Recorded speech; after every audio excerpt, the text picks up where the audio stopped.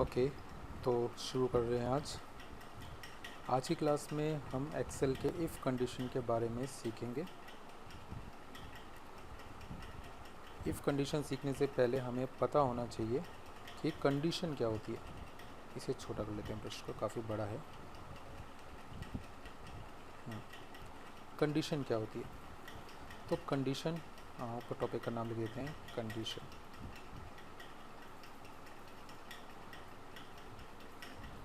Condition जो का मतलब है कि एक क्वेश्चन पूछना, मतलब एक्सेल आपसे एक क्वेश्चन पूछेगा जिसका आंसर या तो ट्रू होगा या फिर फॉल्स होगा। ट्रू या फॉल्स। जैसे एग्जांपल के लिए अगर मैं आपसे पूछता हूँ आपका नाम क्या है, तो आप ट्रू या फॉल्स तो नहीं बोल सकते, पर अगर मैं ये बोलूँ कि क्या आप 18 साल से बड़े हो, तो आप ट्रू या फॉल्स में आंसर दे सकते हो। ट्रू को हम हिंदी में हाँ और इंग्लिश में नहीं, सॉरी, हिंदी में ही नहीं कह सकते। मतलब हिंदी में अगर देखें तो ट्रू फॉल्स का मतलब हाँ या नहीं होता है। आप इंग्लिश में अगर देखें तो इसे ओके या कैंसिल भी कह सकते हैं, और यहाँ तक कि 1 और 0 भी कह सकते हैं। एक्सेल में ये चीज़ ध्यान रखिए, बहुत ही इम्पोर्टेंट कंसेप्ट है कि जो ट्रू है उसको 1 से इंडिकेट किया जाता है और जो फॉल्स है उसको 0 से इंडिकेट किया जाता है। तो अगर मैं एक फॉर्मूला लिखूं इक्वल टू ट्रू प्लस 5, तो क्योंकि ट्रू को 1 से इंडिकेट किया जाता है और 5 तो ये है ही, तो आंसर आएगा इसका 6। तो इस तरह से हमें पता चलता है कि ट्रू और फॉल्स क्या है। तो चलिए अब इसको समझते हैं। ट्रू फॉल्स एक्सेल में जब हम यूज़ कर रहे होते हैं तो हमारे पास कुछ सिंबल्स आते हैं। वो सिंबल्स कौन कौन से होते हैं? सबसे पहला सिंबल होता है ये, इसको हम कहते हैं ग्रेटर देन। Greater then. दूसरा सिंबल होता है ये वाला, इसे हम कहते हैं लेस देन।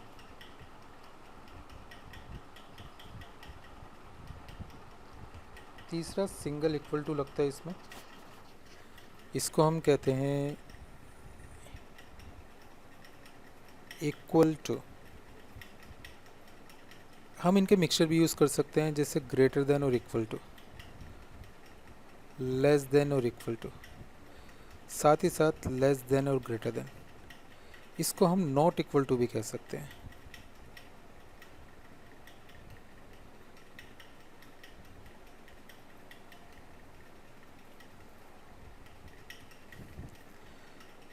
इसको हम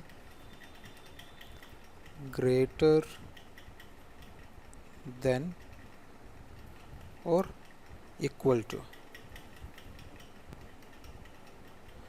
अगर आप कॉपी पेन लेके बैठे हैं तो इसको नोट करते रहिए, साथ ही साथ नहीं लेके बैठे तो जल्दी से कॉपी पेन लीजिए और इसे नोट कीजिए, बहुत इंपॉर्टेंट कंसेप्ट है। लेस देन और इक्वल टू।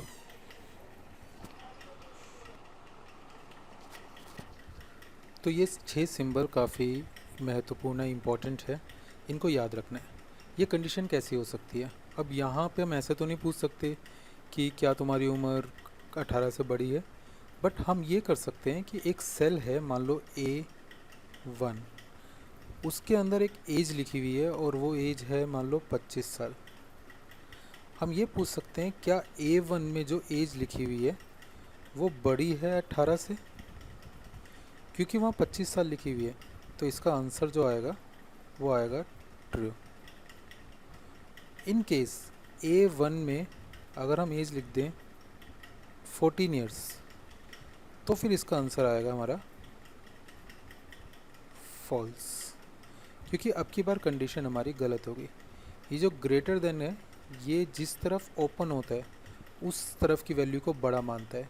हमने बोला A1 बड़ा है 18 से, तो इसका मतलब हमने बोला कि A1 की जो वैल्यू है वो 18 से बड़ी है और हमारी बात एकदम ट्रू है, तो इसे ट्रू आ रहा है। जबकि A1 की वैल्यू अगर 14 हो जाती है तो हमारी वो बात गलत हो जाती है, इसलिए ये फॉल्स आ रहा है। जैसे हमने ग्रेटर देन किया, ऐसे ही हम लेस देन भी कर सकते हैं। मान लो मैं एक लाइन खींच देता हूँ और यहाँ पे हम लिखते हैं कि A1 इज़ लेस देन 18। तो A1 में पहली बार में 25 लिखा हुआ है, तो लेस देन 18 में इसकी वैल्यू आएगी फॉल्स। बट दूसरी बार में 14 लिखा हुआ है, यहाँ पे इसकी वैल्यू आएगी ट्रू। अगर कंडीशन हमारी चेंज हो जाती है, लेस देन के हिसाब से लग जाती है, तो ये लेस देन के हिसाब से चलेगा। अब पहली बार में बोल रहा है A1 की value that is 25 in the first condition, less than 18 मतलब 18 से कम है। जो हमने बात बोली वो गलत है क्योंकि 18 से कम नहीं है, इसलिए फॉल्स आया। बट सेकेंड टाइम में A1 की वैल्यू लेस देन 18 मतलब 14 जो है वो लेस देन 18 है, ये बात हमने सही बोली है, ट्रू है, इसलिए इसका आंसर यहाँ पे ट्रू आया। तो इस तरह से हम less than, greater than, equal to यहाँ इक्वालिटी के लिए होता है, तो इन सभी की वैल्यू हम यहाँ पे देख सकते हैं। चलिए इसको थोड़ा सा मैं मिटाता हूँ और एक एग्जांपल देखते हैं।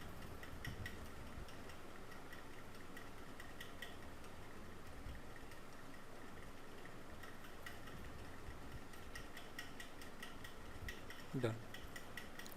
चलिए वापस ब्रश लेते हूँ।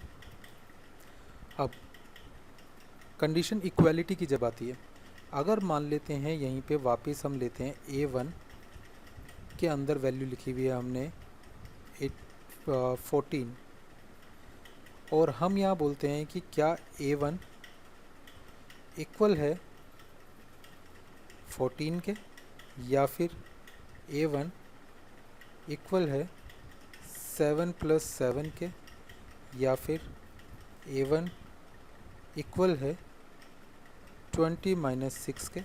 ये तीनों ही कंडीशन ट्रू होंगी। ये भी ट्रू है, ये भी ट्रू है और ये भी ट्रू है।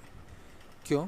क्योंकि तीनों में पहले में 14 वैल्यू लिखी हुई है, दूसरे में इसका कैलकुलेशन करके जो आंसर आ रहा है वो 14 है, तीसरे में भी कैलकुलेशन के बाद जो आंसर है वो 14 है। तो यहाँ पे जो हमारी स्टेटमेंट है वो एकदम सही हो जाती है क्योंकि A1 में एक्चुअल में 14 वैल्यू ही लिखी हुई है। तो इक्वालिटी हम यहाँ चेक कर सकते हैं।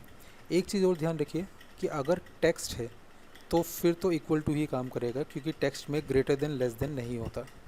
चलिए इसका एक एग्जांपल देखते हैं। पहले इसको मिटाता हूँ मैं।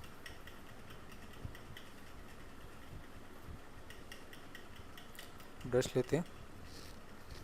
चलिए मान लो टेक्स्ट के अंदर हमारी इस तरह से वैल्यू है। A1 के अंदर मैंने लिखा हुआ है n। जब हम कंडीशन चेक करते हैं तो क्या करेंगे हम? क्या ये लिख सकते हैं कि A1 is greater then S? नहीं, ये गलत तरीका है, इसे हटा देते हैं। हम यहाँ इस तरह लिख सकते हैं कि क्या A1 इज़ इक्वल टू, क्योंकि ग्रेटर देन, लेस देन तो होता ही नहीं ना। A और B में से कौन सा बड़ा है कौन सा छोटा, ये नहीं होता एक्सेल के अंदर। न्यूमेरिकल वैल्यू में प्लस छोटा बड़ा हो सकता है, तो यहाँ सिर्फ इक्वल टू चेक होगा। और दूसरा n जो है वो एक टेक्स्ट है, नंबर नहीं है। टेक्स्ट जब भी फॉर्मूले के अंदर लिखा जाता है तो इन्वर्टेड कॉमास में लिखा जाता है। आप में से कुछ स्टूडेंट्स का टेक्स्ट फंक्शन हुए होंगे, उसके अंदर आपको ने कंसेप्ट समझा होगा कि टेक्स्ट को हमेशा इन्वर्टेड कॉमा में लिखा जाता है। पर जिनके नहीं हुए उनको ये बता रहे हैं कि जब कभी भी आप किसी सेल के अंदर वैल्यू, फॉर्मूले के अंदर वैल्यू को पास करेंगे तो वहाँ पे इन्वर्टेड कॉमा में लिखा जाता है और फॉर्मूले के स्टार्टिंग में इक्वल टू लगता ही है। तो equal to A1 equal to n, क्योंकि A1 में n लिखा हुआ है इसलिए इसका आंसर ट्रू आ जाएगा। Equal to A1 equal to, अगर हम यहाँ कर दें S, तो इसका आंसर हमारा फॉल्स आ जाएगा। तो यहाँ पे क्यों फॉल्स आया? क्योंकि यहाँ पे S लिखा हुआ है और A1 के अंदर n ही लिखा हुआ है, इसलिए ये कंडीशन फॉल्स हो जाती है। चलिए अब इन एग्जांपल्स को हम रियल एक्सेल में करके देखते हैं। सबसे पहले A1 के अंदर इसे मैं जूम कर लेता हूँ ताकि आपको और अच्छे से नज़र आए। A1 के अंदर हम लिख लेते हैं n, वो भी कैपिटल। अब यहाँ पे कुछ कंडीशन चेक करते हैं। पहले में तो फॉर्मूला डालने के लिए सबसे पहले इक्वल टू डालेंगे, फिर A1 या फिर हम सीधा इसके सिलेक्ट कर सकते हैं, is equal to inverted comma में n, कैपिटल N ही लिखा है मैंने, तो यहाँ पे ट्रू आया। क्यों? क्योंकि ये कंडीशन हमारी सही है, A1 में n ही लिखा हुआ है। अगर हम यहाँ करें equal to A1 is equal to छोटा n लिखें तो भी ट्रू है। इसका मतलब ये छोटे बड़े में फ़र्क नहीं करता, आप कैपिटल या स्मॉल कुछ भी लिख सकते हैं। तीसरी कंडीशन में हम लिखते हैं equal to A1 is equal to S। अब A1 में S तो नहीं लिखा, इसका मतलब हमने गलत स्टेटमेंट लिखी है ये, तो गलत स्टेटमेंट का आंसर आएगा फॉल्स। ये इक्वालिटी चेक करने के लिए नंबर्स के साथ।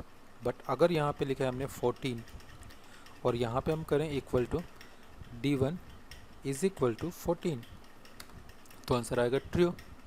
अगर हम करें D1 इज़ इक्वल टू 7 + 7, तो आंसर आएगा ट्रू। अगर हम करें D1 इज़ इक्वल टू 20 - 6, तो भी आंसर आएगा ट्रू। चलिए अब यहाँ एज वाला देखते हैं, 18 लिखा हुआ है, बल्कि एज हम 14 ही लिखते हैं। एंड G1, यहाँ पे कंडीशन देते हैं G1 इज़ ग्रेटर देन 18, तो हमने स्टेटमेंट लिखी है G1 18 से बड़ा है। क्या G1 18 से बड़ा है? नहीं, G1 में 14 लिखा है जो 18 से बड़ा नहीं होता। इसका मतलब इसका आंसर आएगा, ये स्टेटमेंट गलत है तो false. G1 is less than 18, अब ये स्टेटमेंट सही है क्योंकि G1 में 18 से छोटा नंबर लिखा गया है। G1 इज़ ग्रेटर देन 10 + 5, तो यहाँ पे अब ध्यान देना पड़ेगा आपको। 10 + 5 को पहले सोल्व करना होगा, दैट इज़ 10 + 5 का मतलब 15, ऊपर यहाँ लिखा भी आ रहा है हेल्प में। उसके बाद क्या वो G1 की वैल्यू दैट इज़ 14 उससे बड़ा है? यस, तो यहाँ पे सॉरी G1 की वैल्यू बड़ी नहीं है, ये जो हमारा आंसर आया ये बड़ा है। हम बोल रहे हैं G1 बड़ा है 10 + 5 से, मीन्स 15 से, तो G1 15 से बड़ा नहीं है, तो इसका आंसर आया फॉल्स। इसका मतलब हमारी स्टेटमेंट यहाँ पे गलत है। ये सिंपल तरीका है एक्सेल में कंडीशन को समझने का। इस तरीके से हम कंडीशंस एक्सेल में डालते हैं। एक्सेल में कंडीशन डालना तो हमने सीख लिया, बट कंडीशन के अंदर एक छोटी सी प्रॉब्लम है कि कंडीशन का आंसर या तो ट्रू आता है या फिर फॉल्स आता है, इनके अलावा कोई भी आंसर नहीं होता। तो हमें कई बार आंसर ट्रू फॉल्स में ना होकर किसी और वैल्यू में देना पड़ सकता है, जैसे कि गुड, ट्रू होने पर गुड एंड फॉल्स होने पर बैड। ट्रू होने पे ओके, फॉल्स होने पर कैंसिल। ट्रू होने पे मान लो अचीव्ड, फॉल्स होने पर नॉट अचीव्ड।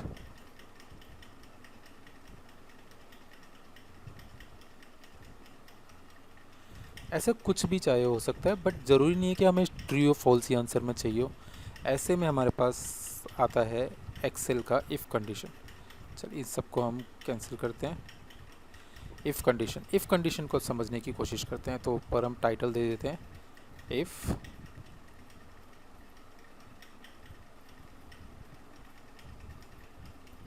कंडीशन। ये जो इफ़ कंडीशन होते हैं ये इसके 3 पैरामीटर होते हैं, तो हमारा फॉर्मूला कुछ इस तरह से डलेगा, equal to if bracket start, इसके पहले पैरामीटर में हम पास करते हैं कंडीशन, जो अभी हमने डालना सीखा। फिर कोमा लगा के दूसरा पैरामीटर आता है जिसमें हम लिखते हैं ट्रू वैल्यू, ट्रू वैल्यू। तीसरा होता है जिसमें हम लिखते हैं फॉल्स वैल्यू। तो इसके 3 ही पैरामीटर होते हैं, condition, true value and false value. तो कंडीशन के अंदर हमने देखा कि हमारे कंडीशन के 2 आंसर होते हैं, ट्रू या फॉल्स। अगर ट्रू आंसर आया हमारा, तो ट्रू वैल्यू में जो भी हम पास कर रहे हैं वो आउटपुट में आ जाएगा। अगर आंसर फॉल्स आया तो फॉल्स वैल्यू वाला आउटपुट में आएगा। अगर ट्रू आता है तो ट्रू वैल्यू तो हमारे आउटपुट में आएगा, बट फॉल्स वैल्यू को वो स्किप कर देगा। सेम अगर फॉल्स आता है तो फॉल्स वैल्यू को आउटपुट में दिखाएगा और ट्रू वैल्यू को स्किप कर देगा। चलिए एग्जांपल लेते हैं। मान लेते हैं कि A1 पर वैल्यू लिखी हुई है 14 और मैं यहाँ कंडीशन देता हूँ equal to if bracket start A1 is greater than 18 then, क्योंकि टेक्स्ट लिखना है तो इन्वर्टेड कॉमा में वैलिड, इन्वर्टेड कॉमा ख़त्म, अदरवाइज इनवैलिड, इन्वर्टेड कॉमा ख़त्म, ब्रैकेट क्लोज। तो यहाँ पे हमारी कंडीशन जो दे रही है वो ये बता रहा है कि A1 इज़ ग्रेटर देन 18। क्या A1 की वैल्यू 18 से बड़ी है? यस, A1 की वैल्यू 14 है। तो इसका मतलब हमारा ये पोर्शन का आंसर फॉल्स होगा। सॉरी, A1 की वैल्यू 18 से बड़ी नहीं है, 14 है। 14 जो होती है A1 से क्योंकि छोटी है, इसलिए इसका आंसर जो आया वो आया फॉल्स। फॉल्स वैल्यू कहाँ पे है? इनवैलिड है। इसका मतलब इसका आउटपुट आया इनवैलिड। ये हमारा आउटपुट है।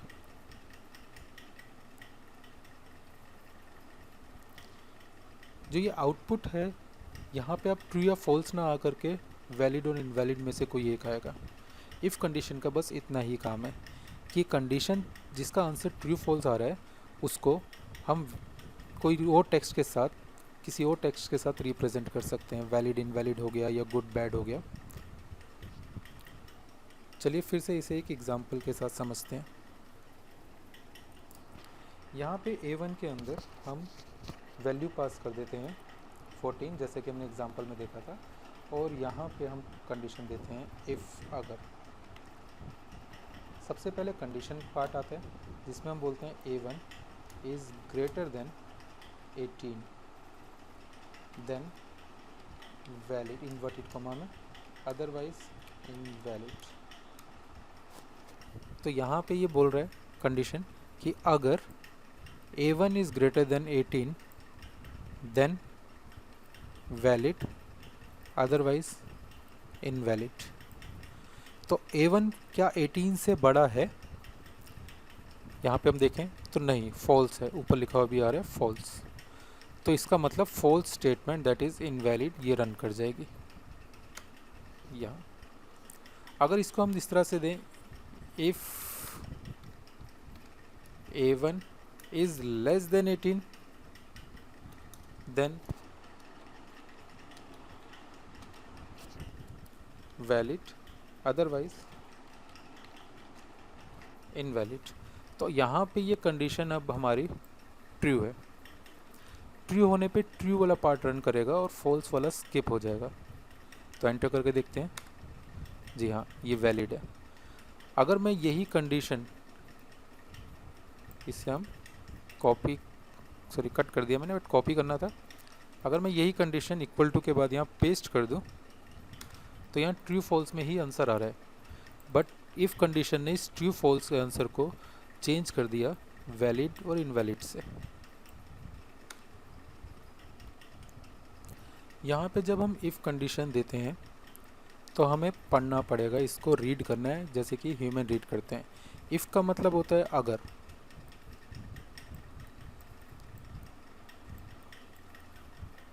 अगर, यदि, ये हम इफ़ का मतलब कह सकते हैं।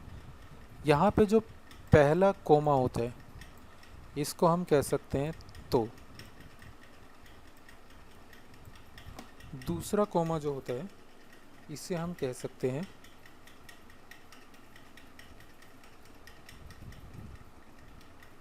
नहीं तो। इंग्लिश में बोलेंगे तो यहाँ बोलेंगे हम देन, यहाँ बोलेंगे अदरवाइज। तो यहाँ पे ऑप्शन है इफ़ अगर कंडीशन ट्रू है तो ट्रू वैल्यू, नहीं तो फॉल्स वैल्यू। तो यहाँ देखिए, अगर A1 की वैल्यू बड़ी है 18 से तो वैलिड, नहीं तो इनवैलिड। तो इसको इस तरह से रीड किया जा सकता है। तो इसका अगर मैं पढ़ना चाहूँ तो ऐसे लिखा हुआ है, अगर A1 की वैल्यू 18 से बड़ी है तो वैलिड, नहीं तो इनवैलिड। इंग्लिश में बोलेंगे तो if A1 is greater than 18 then valid, otherwise invalid. तो इस तरह से हम इफ़ कंडीशन को रीड कर सकते हैं। तो आज की इस क्लास में हम ये बेसिक स्ट्रक्चर, इफ़ का बेसिक स्ट्रक्चर ही हमें सीखना था। तो यही हमारा इफ़ का बेसिक स्ट्रक्चर है। नेक्स्ट क्लास में हम इसका थोड़ा सा एडवांस यूज़ सीखेंगे और कुछ प्रैक्टिकल भी देखेंगे। तो इसको एक बार देखिएगा, इसके कुछ नोट्स बनाइए, इंपॉर्टेंट बातों को नोट कीजिए, खास तौर पे जो मैंने लिख के दिया है उन सबको आपने भी नोट करना है। तो नेक्स्ट क्लास में इसके आगे हम मिलते हैं। अब इससे रिलेटेड क्वेश्चन आंसर सेशन के बारे में इन्फॉर्मेशन आपको आपके व्हाट्सएप पे मिलेगा, जिसमें आप इससे रिलेटेड कोई सा भी क्वेश्चन पूछ सकते हैं। आपके पास जो भी क्वेश्चन है उसे कहीं नोट करके रखो एंड क्वेश्चन आंसर सेशन में आप इसके बारे में पूछिएगा।